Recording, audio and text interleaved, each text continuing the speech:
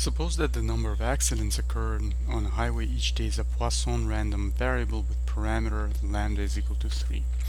Find the probability that 3 or more accidents occur today. So the first thing that you want to do is realize that the Poisson random variable is such that the probability of the random variable being equal to a certain value, I, is equal to e raised to the power of negative lambda multiplied by lambda raised to the I-th power divided by the I factorial, with I starting from 0, okay, etc., etc.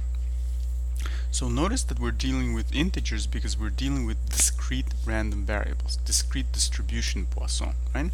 It's not a continuous distribution, it's a discrete distribution in which you're dealing with integers. Okay, so the first part asks you to find the probability that 3 or more accidents occur today. So what you want to do, you want to set the probability of the random variable being greater than or equal to 3. Right? Because you're talking about 3 or more. Now 3 or more will take forever because as we just noted, the i's never end. They start from 0 and they go on continuously, right? Indefinitely. So you can't calculate this directly, but you can subtract. You can subtract, right? Because if you use the complement of this will be 2 accidents, 1 accident, and 0 accidents, right? So these probabilities for 2, 1, and 0 accidents are the probabilities that you do not need. So you're going to subtract that from the entire probability of 1. Okay. Well, I'm going to indicate this as x is less than or equal to 2, right? Because you don't need 2 accidents, 1 accident, or 0 accidents, right? So that's going to be 1 minus, and then you can simply combine these probabilities as a sum, like this, right? So you can combine it that way. So now, what are you going to have? You're going to have 1 minus, so now we can use this distribution, the Poisson distribution, for each individual probability and just compute it, right? So that's going to be what? That's going to be e. Now, I want you to notice something. Notice that in each of these 3 cases, you will have the common factor e to the negative L. Now, L is equal to 3 here, right? So e to the negative 3 will be the common factor for each of these probabilities. So we can actually take it out. We can actually take it out, and then just for each of these probabilities, we can evaluate this fraction, right? So that's going to be what? That's going to be 3. I is equal to 0 here, right? So it's 3 to the 0 divided by the 0 factorial, right? The I factorial, plus 3. Now the the lambda stays the same as 3, right? But the i's change. I becomes 1 here, and then I factorial, 1 factorial, plus 3 squared now, right? Over 2 factorial, right? So that's going to be what? That's going to be 1 minus e to the negative 3. And this whole thing is 1 because any non-zero raised to the 0 power is 1 and 0 factorial is 1, right? So that's just going to be 1 plus 1 factorial is 1, so 3 over 1 is 3, plus 3 squared is 9, 2 factorial is 2, so 9, 2. Right, so that's going to be 1 minus e to the negative 3, and the fraction is going to be what? 4 plus 9 over 2. That's going to be 8 plus 9 divided by 2, so that's 17 over 2. Right, so if you do this in your calculator, you do this right, and you're going to round it to the nearest 10,000th, you're going to get this 0.5768. Okay? So that's the probability that 3 or more accidents occur today given the lambda value of 3.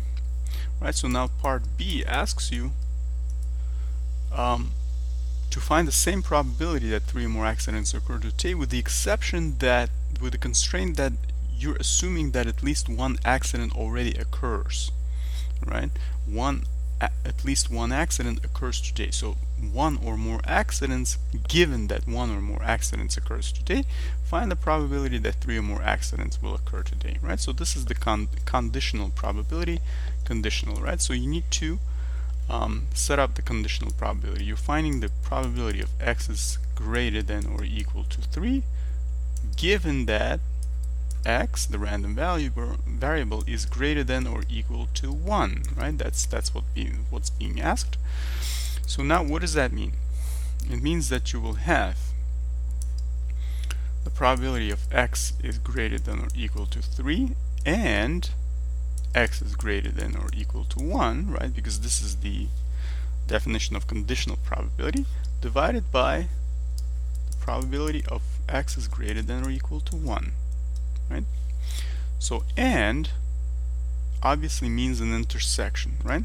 If you have an intersection, of greater than or equal to 1 and greater than or equal to 3, it means you have to find a sample in which both of these guys are sharing the values, right? So what is being shared when you're saying greater than or equal to 1 and greater than or equal to 3? The greater than or equal to 3 is shared, right? Because 2 and 1 are not shared by this constraint, but 3 and above are shared by both, right? So you're looking for probability of x is greater than or equal to 3 divided by the same denominator, x is greater than or equal to 1.